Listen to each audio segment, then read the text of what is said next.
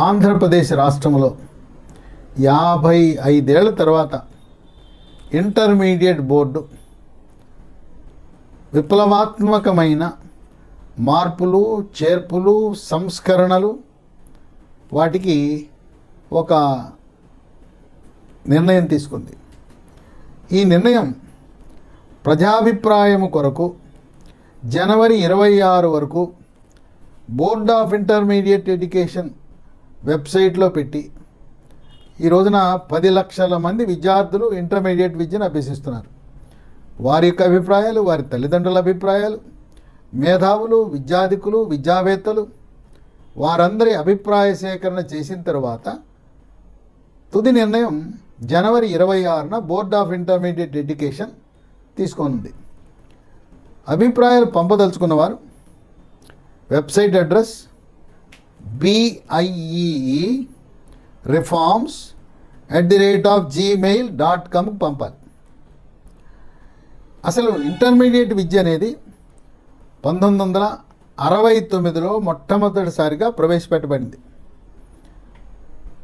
అది ఆంధ్ర, తెలంగాణలో ఈ రోజున అదే విద్యని మోసపోత విధానంలో కొనసాగుతూ వచ్చింది. నేను కూడా ఇంటర్మీడియట్ 2వ బ్యాచ్కి చెందిన విద్యార్థిని. 69లో ప్రారంభిస్తే మొదటి బ్యాచ్, నేను 2వ బ్యాచ్ 1970-1972 మధ్య 2 సంవత్సరాల పాటు ఇంటర్మీడియట్ని విద్యను అభ్యసించాను. అంతకుముందు 12th క్లాస్ వరకు కొన్ని స్కూళ్ళలో విద్యను అందించేవారు. మరికొన్ని స్కూళ్ళలో SSLC, ఆ SSLC అయిన తర్వాత 1 సంవత్సరం PUC కోర్సు ఉండేది, ప్రీ యూనివర్సిటీ కోర్సు. ఆ విధంగా ఉన్న విద్యా విధానాన్ని 12th క్లాస్, దాన్నే మల్టీపర్పస్ అని కూడా పిలిచేవారు ఆ రోజుల్లో. 12th క్లాస్ విధానాన్ని, SLC, PUC విధానాన్ని రద్దు చేసి board of intermediate education, intermediate విద్యా విధానాన్ని ప్రవేశపెట్టారు. ఇంటర్మీడియట్ ప్రవేశపెట్టేటప్పుడు ఇంగ్లీష్ మాధ్యమంలోనూ తెలుగు మాధ్యమంలోనూ 2 మాధ్యమాల్లో కూడా ప్రవేశపెట్టడం అనేది విశేషం. ఈ రోజున ఈ ఇంటర్మీడియట్ విద్యలో మార్పులు, చేర్పులు, సంస్కరణలు ఎందుకు వచ్చినాయంటే అది ప్రధానమంత్రి మోదీ జాతీయ విద్యా విధానాన్ని 2020 సంవత్సరంలో పార్లమెంటు చట్టం ద్వారా ఆమోదింపజేశారు.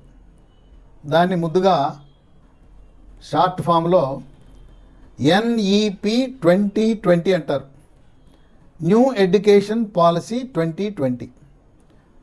ఈ విధానంలో భారతదేశంలో ఉండే రాష్ట్రాలు, కేంద్ర ప్రభుత్వ అధీనంలో ఉండే కేంద్రపాలిత ప్రాంతాలన్నీ కూడా ఒకే విధానం, ప్రపంచీకరణ, ప్రపంచ దేశాలు ఏ విధంగా ఆధునిక విద్యా విధానాన్ని అవలంబిస్తున్నాయో ఆ విధంగా మార్పులు, చేర్పులు, సంస్కరణలు తీసుకురావడం జరిగింది. జాతీయ విద్యా విధానం వచ్చింది, కానీ జగన్ ప్రభుత్వం ఏది కూడా ఒక్క అంశాన్ని కూడా దాన్ని అమలు చేయడానికి ఎటువంటి ప్రయత్నం చేయలే.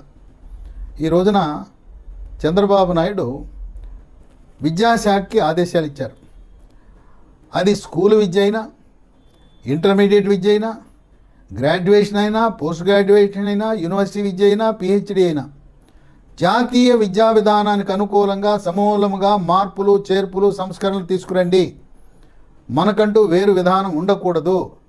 మన పిల్లలు ఆంధ్రప్రదేశ్ రాష్ట్రం నుంచి జాతీయ స్థాయిలో వివిధ పోటీ పరీక్షలు, ప్రవేశ పరీక్షలు, నీటు, JEE లాంటి పరీక్షలలో అత్యధిక ర్యాంకులు సాధించి ఎక్కువ సంఖ్యలో మనం సీట్లు సాధించే విధంగా మనము ఒక వ్యూహరచన చేయాలి అని చెప్పారు. అంతేకాకుండా ఈ జాతీయ విద్యా విధానాన్ని అవలంబించడం ద్వారా మన పిల్లలు గ్రాడ్యుయేషను, పోస్ట్ గ్రాడ్యుయేషన్ తర్వాత యూనియన్ పబ్లిక్ సర్వీస్ కమిషన్ నిర్వహించే పరీక్షలు, ఉద్యోగాల కోసం, అలాగే బ్యాంకులు, railway recruitment board, staff selection commission, అనేక కేంద్ర ప్రభుత్వ ఆధ్వర్యంలో నిర్వహించబడే ప్రవేశ పరీక్షలలో చక్కటి ప్రతిభను కనపరిచే విధంగా సమూలముగా విద్యా విధానాన్ని మార్పు చేయండి అని చంద్రబాబు నాయుడు విద్యాశాఖ అధికారులందరికీ ఆదేశాలు జారీ చేశారు. తదనుగుణంగా మార్పు ఇంటర్మీడియట్ బోర్డులో ప్రారంభమైంది. ఇంటర్మీడియట్ బోర్డులో ప్రధానంగా 4 మార్పులు. దీని లక్ష్యం ఏంటి? మన విద్యార్థులు అఖిల భారత ప్రవేశ పరీక్షలైన నీటు జేఈఈ పరీక్షలలో ఎక్కువ సీట్లు సాధించగలిగే లక్ష్యంతో ఈ మార్పులు ప్రతిపాదించడం జరిగింది. ఇప్పుడు చూస్తే ఇతర రాష్ట్రాలతో పోలిస్తే మన విద్యార్థుల సంఖ్య నీట్లో జేఈఈలో అంత గణనీయంగా లేదు. ఈ 4 ప్రతిపాదిత మార్పులు: 1, సిలబస్ని పూర్తిగా మార్చటం, కొత్త టెక్స్ట్ పుస్తకాలు 25 జూన్ నాటికి కొత్త సిలబస్తో తయారు చేసి విద్యార్థులకు అందించడం. ఈ సిలబస్ ఎలా ఉండాలి? సిలబస్ని ఎన్సీఈఆర్టీ వాళ్ళు ఏదైతే పొందుపరిచారో పూర్తిగా ఎన్సీఈఆర్టీ సిలబస్ని మనము ఇంటర్మీడియట్ టెక్స్ట్ పుస్తకాలలో పొందుపరిచే విధంగా మార్పులు చేయబోతా ఉన్నారు. అది ఎంపీసీ అయినా, బైపీసీ అయినా, ఆర్ట్స్ గ్రూప్ అయినా అన్ని చోట్ల కూడా ఎన్సీఈఆర్టీ సిలబస్ రంగప్రవేశం చేయబోతా ఉంది. రెండవది సబ్జెక్టులు. జాతీయ విధానము సిబిఎస్ఈ ఎలా ఉందో, ఇతర రాష్ట్రాలు ఏ విధానాన్ని అవలంబిస్తున్నారో ఆ విధానంలో సబ్జెక్టులను మార్పు చేయటం. ఉదాహరణకు ఇంతకుముందు ఎంపీసీలో మ్యాథ్స్లో 1A 1B అని ఉండేది. ఆ 1A 1B పోయి ఒక సింగిల్ సబ్జెక్ట్ అవుతుంది. బాటనీ జువాలజీ విడివిడిగా ఉన్నది ఇంటర్మీడియట్ బోర్డులో. ఇప్పుడు బాటనీ జువాలజీని కలిపి బయాలజీ చేయబోతా ఉన్నారు. విద్యార్థులు 5 సబ్జెక్టులను చదవాల్సి ఉంటుంది. మ్యాథ్స్ వాళ్ళు మ్యాథ్స్ ఎంపీసీ గ్రూప్ వాళ్ళు మ్యాథ్స్, ఫిజిక్స్, కెమిస్ట్రీ. అయితే లాంగ్వేజ్ ఇంగ్లీషు కంపల్సరీ. తర్వాత సెకండ్ లాంగ్వేజ్ మన ఇష్టం. తెలుగు, హిందీ, ఉర్దూ, సంస్కృత్ మీ ఇష్టం, ఏదైనా తీసుకునే అవకాశం ఉంది. ఇంకా కొంతమంది ఫారిన్ లాంగ్వేజెస్ కూడా తీసుకునే వాళ్ళు ఉన్నారు. ఇక బైపీసీకి వస్తే బాటనీ జువాలజీని కలిపేసి బయాలజీ చేశారు. వాళ్ళ 5 సబ్జెక్టులు ఫిజిక్స్, కెమిస్ట్రీ, ఇంగ్లీషు, ఒక మనకు నచ్చిన లాంగ్వేజ్. వీటితో పాటు ఈ రోజున తల్లిదండ్రుల నుంచి, విద్యార్థుల నుంచి మాకు బైపీసీ కావాలి, తెలుసో తెలవకో ఇంటర్మీడియట్లో మేము బైపీసీ తీసుకుని అన్నిట్లో ర్యాంకు రాక అవస్థలు పడుతున్నాం, ఎంపీసీ చదివి ఉంటే 4 సంవత్సరాల్లో ఉద్యోగం వచ్చి సెటిల్ అయిపోతాం. ఈరోజు ఎంపీసీ వాళ్ళు కొత్త కొత్త కోర్సులు AI, artificial intelligence, machine learning, data science, Google, ఆ గూగుల్లో క్లౌడ్ సైన్స్, ఆ క్లౌడ్ సైన్స్, ఇలా కొత్త కొత్త కోర్సులు వచ్చేసినాయి. వాటిలో ఉద్యోగ అవకాశాలు ఉంటున్నాయి. ఈ ఇంటర్మీడియట్ నీట్ అయిన తర్వాత ఎంబీబీఎస్, ఆయుర్వేద, హోమియోపతి సీట్లు వచ్చేదే కష్టం. వచ్చిన తర్వాత ఆ గ్రాడ్యుయేషన్ అయిన తర్వాత పీజీ సీట్ రాదు. పీజీ సీట్ వచ్చిన పోటీ పెరిగిపోయి ప్రాక్టీస్ జరగదు, ఉద్యోగ అవకాశాలు లేవు. అందువల్ల కొంతమందికి తల్లిదండ్రులకు, విద్యార్థులకు నీట్ పరీక్ష రాసిన తర్వాత జ్ఞానోదయం కలిగి కొంతమంది బైపీసీ ఉంటే బాగుండేది కదా, మేము అటు ఇంజనీరింగ్కి ఇటు నీట్ జేఈఈ నీట్కి రెండింటికి పనికొచ్చింది కదా అనే ఆలోచన ఉన్న తరుణంలో ఇంటర్మీడియట్ ఇప్పుడు బోర్డు వారు బైపీసీ కోర్సును కూడా ప్రవేశపెడుతున్నారు. అంటే వాళ్ళు 6 సబ్జెక్టులు, 6వ సబ్జెక్టును కూడా చదవటం ద్వారా బైపీసీ పాస్ అయ్యి ఆ విధంగా ఇంజనీరింగ్కి, మెడికల్ స్ట్రీమ్కి రెండింటికి కూడా అర్హతను సాధించబోతా ఉన్నారు. ఇక 3 మార్కుల విధానం కూడా మార్పు చేశారు. ఎక్కడైనా ఇంటర్మీడియట్ 2వ సంవత్సరంలో సాధించిన మార్కులే ప్రామాణికం. వాటి ఆధారంగానే ఏదైనా కూడా సీట్లు కేటాయిస్తారు. అందువల్ల ఈ మార్కుల విధానం మొదటి సంవత్సరము 500 మార్కులు, 2వ సంవత్సరం 500 మార్కులలో 80% మార్కులు థియరీ పరీక్ష. ఎంపీసీలో థియరీ 80%, ఈ 20% ప్రాజెక్ట్ వర్క్కి. ఈ ప్రాజెక్ట్ వర్క్ అనేది కాలేజీ వాళ్ళు అంతర్గతంగా ఇంటర్నల్ అసెస్మెంట్ ద్వారా నిర్ధారిస్తారు. అంటే 500లో ఎంపీసీ వాళ్ళకు 380 ఇంటర్మీడియట్ సెకండ్ ఇయర్లో పబ్లిక్ ఎగ్జామ్ ద్వారా, ఇంటర్నల్ ప్రాక్టికల్స్ ద్వారా 120 మార్కులు ఉంటాయి. అదే బైపీసీ వాళ్ళకి ఇంటర్మీడియట్ సెకండ్ ఇయర్లో పబ్లిక్ ఎగ్జామ్ ద్వారా 370, ప్రాక్టికల్స్ ఇంటర్నల్ ద్వారా 130 మార్కులు. ఈ విధంగా 500 మార్కులు.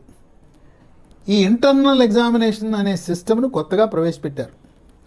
తర్వాత కొత్తగా 1 మార్క్ క్వశ్చన్లు ప్రవేశపెడుతున్నారు, బిట్లు లాంటి. ఇది కూడా కొత్త విధానమే.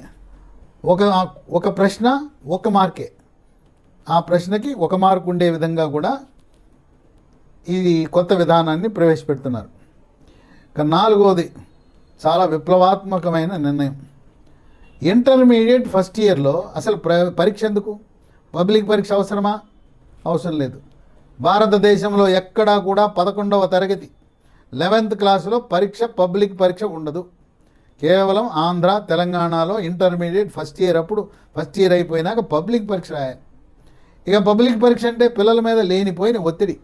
అంతేకాకుండా వీళ్ళు జేఈఈ నీట్ పరీక్షలకి సిద్ధమవుతున్న తరుణంలో ఈ ఫస్ట్ ఇయర్ ఇంటర్మీడియట్ పరీక్ష ఎందుకు పనికిరాని పరీక్ష. ఆ మార్కులు కేవలం మొదటి సంవత్సరం నుంచి 2వ సంవత్సరంలో ప్రవేశించడానికి మాత్రమే పనికొస్తాయి. ఎందుకు పనికిరాని మార్కులు. 7, 8, 9 తరగతులలో స్కూళ్ళ వారు ఏ విధంగా పరీక్షలు నిర్వహించి పై తరగతులకు ప్రమోట్ చేస్తారో అదే విధానాన్ని ఇంటర్మీడియట్లో కూడా ఫస్ట్ ఇయర్లో ప్రవేశపెట్టబోతున్నారు. కాలేజీ యాజమాన్యం 500 మార్కులతో ఒక పరీక్ష పెట్టి పబ్లిక్ పరీక్షను రద్దు చేసి మొదటి సంవత్సరం నుంచి 2వ సంవత్సరానికి ఆ పరీక్ష 500 మార్కుల యొక్క ప్రతిభ ఆధారంగా నిర్ణయం తీసుకుంటారు. అంటే పిల్లలకి ఒత్తిడి తగ్గిపోతుంది.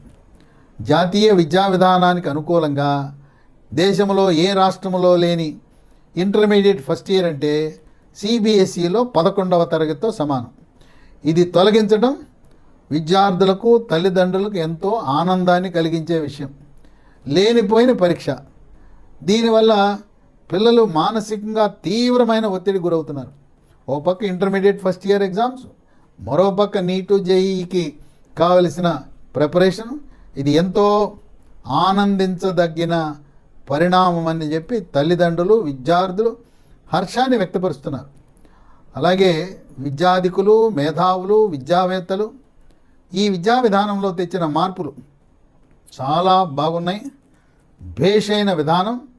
మారుతున్న కాలానికి అనుగుణంగా మార్పులు తేవాలి. ఎప్పుడో 1969లో ఒక విధానాన్ని ప్రవేశపెట్టాం. ఇంతవరకు ఎవ్వరు, ఏ మంత్రి కానీ, ఏ secretary, board of intermediate education సెక్రటరీలు ఐఏఎస్లు ఉంటారు. ప్రస్తుతం Kritika Shukla board of intermediate education సెక్రటరీగా ఉంది. ఏదో వచ్చాం పోయాం అన్నట్టే ఉన్నారు. కానీ ఏ ఒక్క మంత్రి కానీ, ఏ ఒక్క సెక్రటరీ కానీ ఈ విద్యా విధానంలో లోతైన అధ్యయనం చేసి సంస్కరణలు ప్రజారంజకంగా విద్యార్థులకు ఉపయోగపడే విధంగా జాతీయ స్థాయిలో ఆంధ్రప్రదేశ్ విద్యార్థులు మెరికల్లా మనం సంఖ్యాపరంగా అత్యధిక సీట్లు పొందేలా మాత్రం విధానం రూపొందించలేదు. ఇప్పుడు మనం ఈ సంస్కరణలు తెచ్చిన తర్వాత ఇదే విద్యా విధానాన్ని అవలంబిస్తున్న తెలంగాణ ప్రభుత్వం కూడా నిద్ర మేల్కొని ఇదే బాటలో జాతీయ విద్యా విధానము న్యూ ఎడ్యుకేషన్ పాలసీ 2020 ప్రకారం ఈ సంస్కరణలు తేబోతా ఉంది. అయితే ఇది ప్రతిపాదనలు మాత్రమే.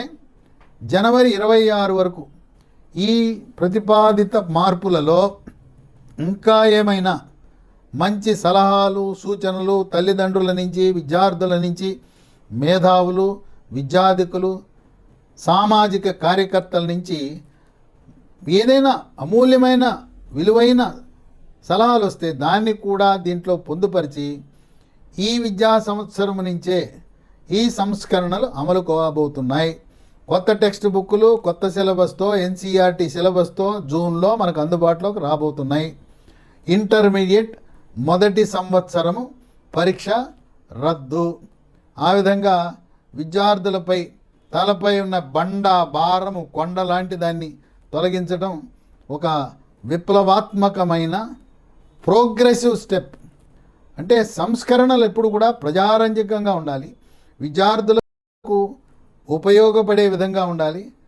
అలాంటి సంస్కరణలు తెచ్చిన చంద్రబాబు నాయుడు ప్రభుత్వాన్ని ప్రజలు, విద్యార్థులు, తల్లిదండ్రులు, విద్యాధికులు, మేధావులు ఎంతగానో హృదయపూర్వకంగా అభినందిస్తూ హర్షాతిరేకాలు వ్యక్తపరుస్తున్నారు.